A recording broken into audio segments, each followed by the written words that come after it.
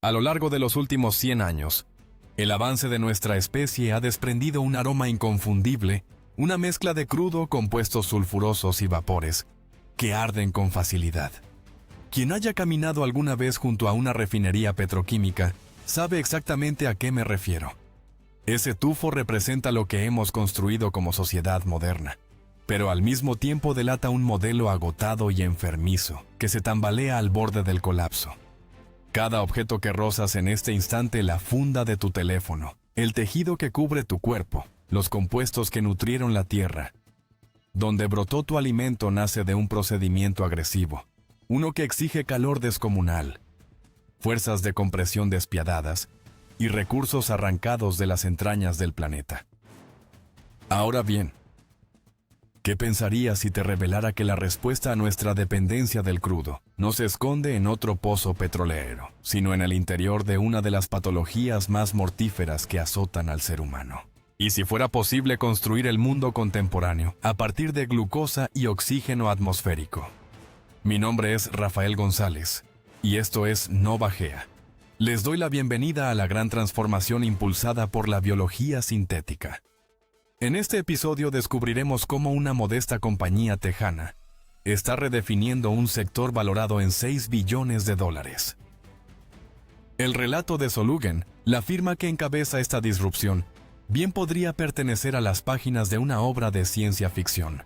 En esta historia hay dos figuras centrales: Gaurav Chakrabarty, un facultativo dedicado a la investigación del cáncer pancreático, y Sean Hunt, un ingeniero químico formado en el MIT, con una fijación absoluta por la catálisis con metales. Gaurav realizó un hallazgo tan asombroso como perturbador. Las células tumorales del páncreas generan una suerte de escudo invisible que las oculta de las defensas inmunitarias del organismo. ¿De qué manera lo consiguen?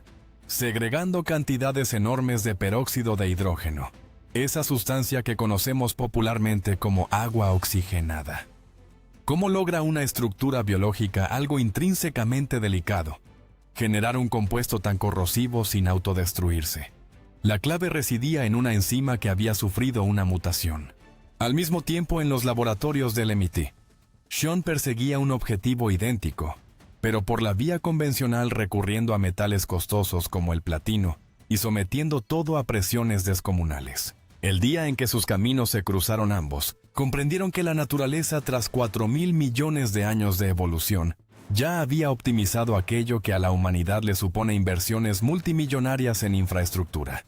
Así que tomaron una decisión: fusionar lo mejor de cada orilla, la exactitud quirúrgica de la biología, con la potencia de la química catalítica de los metales. De esa fusión surgió lo que conocemos como procesamiento quimioenzimático.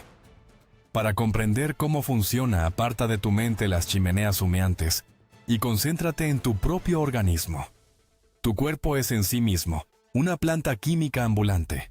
Las enzimas que llevas dentro degradan los alimentos y producen energía sin necesidad de calor extremo.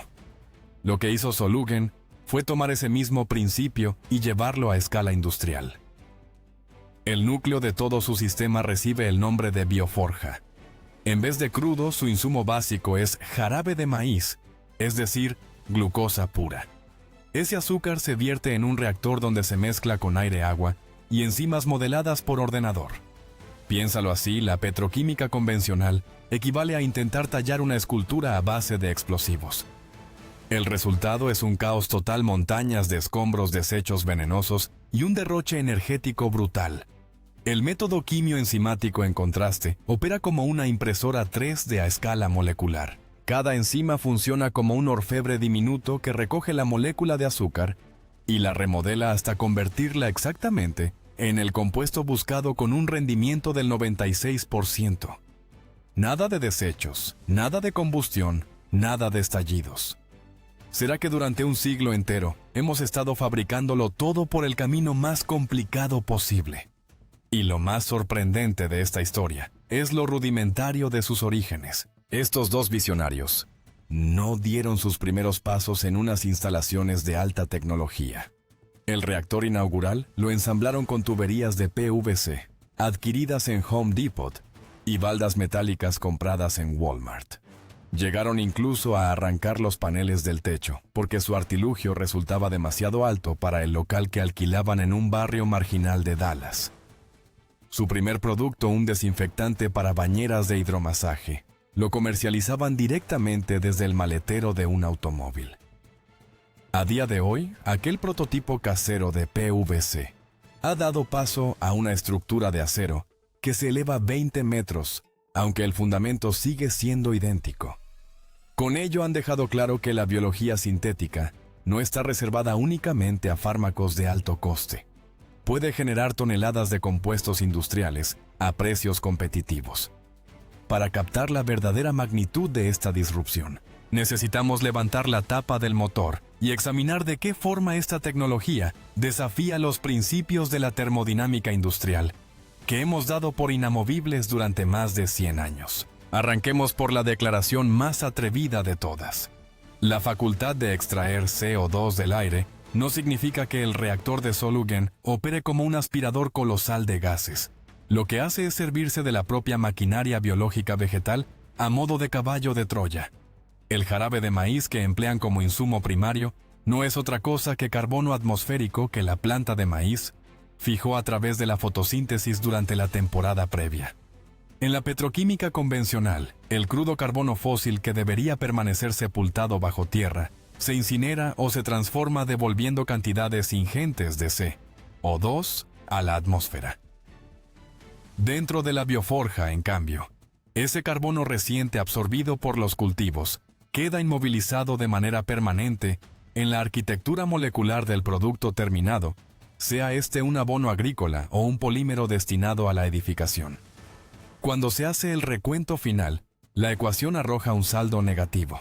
El carbono que antes flotaba en la atmósfera ha quedado confinado en estado sólido dentro de los productos que consumimos, transformando así la actividad industrial en un depósito neto de carbono en vez de un foco contaminante. Esa pulcritud alcanza también lo que en ingeniería se denomina vertido cero. En una instalación petroquímica corriente, el agua cumple varias funciones: arrastrar impurezas, refrigerar reacciones violentas y servir de vehículo para subproductos venenosos. Al final del proceso, ese agua queda irremediablemente contaminada y hay que depurarla, o en el peor escenario arrojarla directamente al entorno.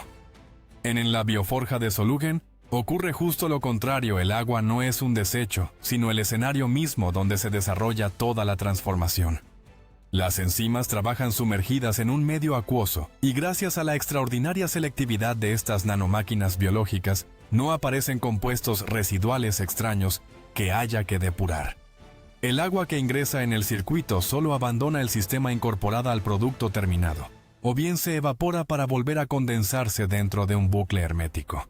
Se trata de un ecosistema impecable, en el que cada gota se recicla indefinidamente, suprimiendo por completo la necesidad de canalizaciones de desagüe hacia cauces fluviales u oceánicos.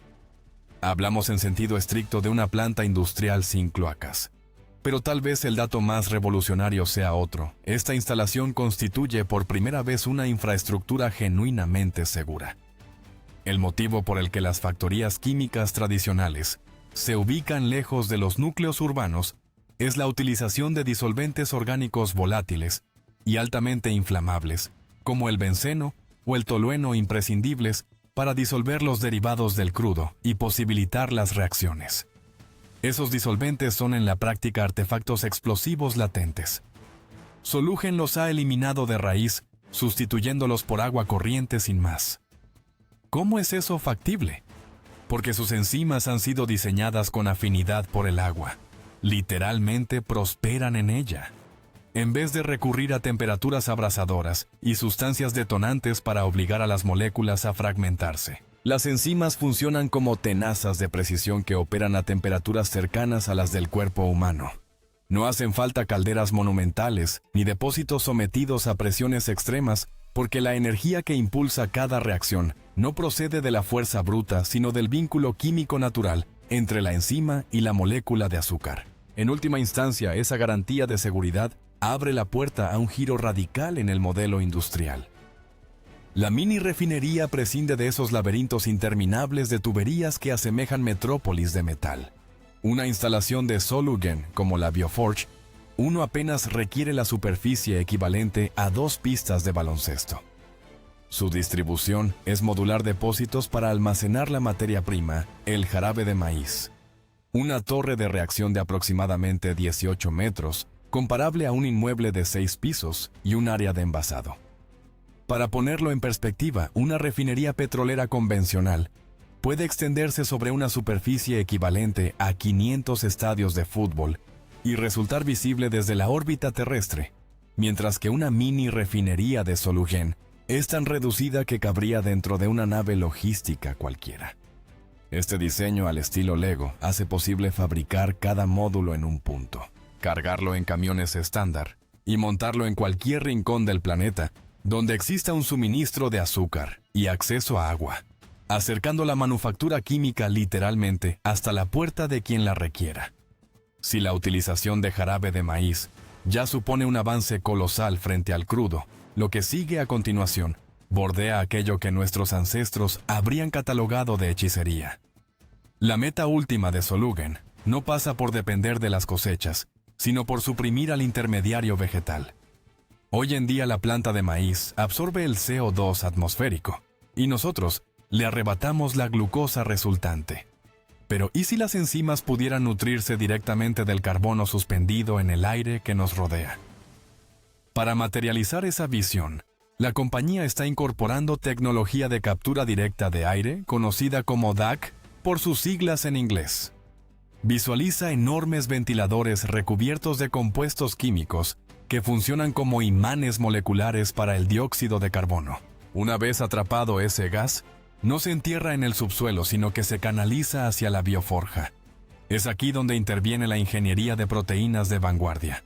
Los investigadores están creando enzimas sintéticas que replican el ciclo de Calvin propio de las plantas, pero reprogramadas para funcionar a velocidades miles de veces superiores. Dichas enzimas capturan la molécula de CO2 y a través de una reacción de hidrogenación, la reorganizan en cadenas carbonadas de mayor longitud. Imagina una legión de obreros invisibles que recogen piezas gaseosas dispersas y las sueldan hasta levantar estructuras compactas. Ahora bien, ¿de qué manera un gas que no puedes ver se transforma en algo tan palpable como el plástico de tu asiento o el abono que enriquece un cultivo? La respuesta reside en los precursores moleculares. Ajustando los catalizadores metálicos que operan en tándem con las enzimas, los ingenieros tienen la capacidad de determinar qué configuración adoptará esa cadena de carbono. Si orientan el proceso hacia la síntesis de ácidos orgánicos, el producto resultante es la materia prima de fertilizantes líquidos altamente eficaces, capaces de alimentar los cultivos sin acidificar la tierra, si en cambio empujan a las moléculas a polimerizarse, esto es, a engarzarse entre sí como los eslabones de una cadena interminable. Lo que se obtiene es una resina plástica biodegradable. Ese plástico no procede de una perforación petrolera en medio del océano, sino del excedente de emisiones de la fábrica contigua o sencillamente del mismo aire que inhalas. Sería factible incluso propulsar aeronaves con este hidrocarburo reciclado. En pocas palabras, sí. La conversión de CO2 en carburante, un procedimiento denominado Power to Liquids, emplea electricidad de origen renovable para disociar el hidrógeno del agua y fusionarlo con el carbono previamente capturado, dando lugar a lo que se conoce como e-fuel o ecocombustible. Mediante una variante biológica de la síntesis Fischer-Tropsch, las enzimas de Solugen son capaces de producir hidrocarburos líquidos químicamente indistinguibles del queroseno aeronáutico, aunque con una diferencia crucial: poseen una huella de carbono neutra. Cuando se queman en la turbina de un avión, devuelven a la atmósfera exactamente la misma cantidad de carbono que se empleó en su fabricación, cerrando así un ciclo absolutamente hermético. No estamos inyectando carbono adicional al sistema. Estamos aprendiendo a reutilizar el que ya existe, transformando el mayor desecho generado por la humanidad en su recurso energético más preciado. No obstante, como sucede con toda gran transformación tecnológica, cuanto más intensa es la luz, más profundas resultan las sombras que proyecta. Dejarnos deslumbrar por el entusiasmo sin examinar con detenimiento los precipicios que nos flanquean sería un grave error. Si la biología sintética representa el fuego arrebatado a los dioses de nuestra era, resulta imprescindible preguntarnos quién sostendrá la antorcha y qué ocurrirá si las llamas se nos escapan de las manos. Abordemos la primera gran interrogante, la posibilidad de monopolizar la vida en sí misma. Basta repasar la historia agrícola reciente para que un nombre corporativo acuda de inmediato a la memoria: Monsanto. A lo largo de los años 90 y la primera década del nuevo milenio, esta compañía no se limitó a desarrollar semillas modificadas genéticamente para soportar plagas y herbicidas. Además, las blindó con patentes. Transformó el pilar fundamental de la alimentación humana en un activo de propiedad intelectual. Aquello detonó un conflicto legal y moral sin parangón. Agricultores que habían conservado y reutilizado sus propias simientes durante generaciones se encontraron de pronto sentados en el banquillo de tribunales federales, porque el polen protegido por patente de una parcela contigua había volado con la brisa y polinizado sus campos. Se les imputaba un delito contra la propiedad industrial provocado por un simple antojo del viento. Ahora, traslada esa pesadilla empresarial al terreno de Solugen y la biología sintética. En este momento, la compañía está identificando, rediseñando y registrando bajo patente decenas de enzimas de altísimo rendimiento, a una velocidad vertiginosa, apoyándose en la inteligencia artificial. Si esta tecnología llega a desbancar al petróleo, correríamos el riesgo de abandonar la dependencia de un cártel geopolítico como la OPEP, solo para caer en manos de un oligopolio genético de titularidad privada. ¿Qué sucedería si un reducido grupo de corporaciones tecnológicas afincadas en Silicon Valley y Texas acabara poseyendo en exclusiva las fórmulas indispensables para fabricar desde el plástico de un quirófano hasta los fertilizantes que alimentan al planeta entero? Estaríamos convirtiendo en propiedad privada los componentes esenciales del mundo material contemporáneo, cediendo el dominio sobre las moléculas al implacable consejo de administración de una compañía. Pero supongamos por un instante que la cuestión jurídica se resuelve. Existe una barrera infinitamente más inflexible que cualquier legislación sobre patentes, las leyes de la física y los límites geográficos de nuestro propio planeta. El reactor de Solugen opera hoy gracias al jarabe de maíz, una fuente de azúcar económica y ampliamente disponible dentro de Estados Unidos. Y precisamente aquí se esconde la segunda gran amenaza. La producción de maíz a escala masiva constituye desde el punto de vista medioambiental un desastre que avanza en silencio. Los monocultivos no son más que páramos verdes, franjas interminables de terreno, donde toda forma de vida vegetal y animal ha sido eliminada en beneficio de una única especie. Ese modelo esquilma las reservas hídricas subterráneas, empobrece los nutrientes de la tierra y demanda cantidades ingentes de fertilizantes artificiales.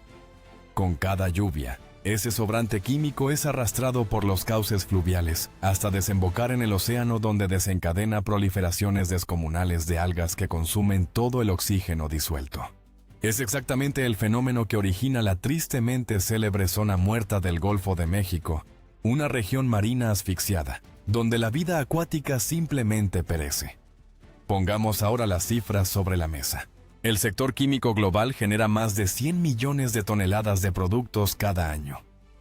Para cubrir esa descomunal demanda petroquímica, empleando exclusivamente jarabe de maíz, sería necesario sembrar de manera intensiva cerca de 300 millones de hectáreas adicionales de este cereal. Para dimensionar lo que eso implica en términos territoriales, equivaldría a tapizar por completo la superficie de un país como la India. O, si se prefiere otra referencia, a convertir 6 veces la extensión total de España en un manto ininterrumpido de maizales.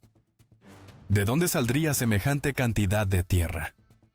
La respuesta inevitable apunta a arrasar millones de hectáreas de selva amazónica o a disputarle suelo directamente a la producción de alimentos para consumo humano. Si destinamos la tierra cultivable a fabricar la carrocería de nuestros vehículos y las carcasas de nuestros dispositivos, el coste del pan y de los productos de primera necesidad podría escalar sin control, provocando hambrunas y convulsiones a escala planetaria. Por esa razón, la transición hacia la captura directa de CO2 que describimos anteriormente no es un simple ideal atractivo. Es un imperativo de supervivencia dictado por la aritmética más cruda. A estas alturas, lo más probable es que una última cuestión te esté dando vueltas en la mente. Una preocupación que parece arrancada del guión de una película de ciencia ficción. ¿Qué sucede si algo sale mal? Todos hemos presenciado en la pantalla historias donde un agente patógeno manipulado en un laboratorio se libera, muta y arrasa con el ecosistema. Imagina esas enzimas derivadas de mutaciones cancerígenas del páncreas funcionando a una velocidad desenfrenada. Podrían fugarse a través de una cañería dañada, alcanzar un curso de agua cercano y comenzar a perturbar el entorno de forma descontrolada.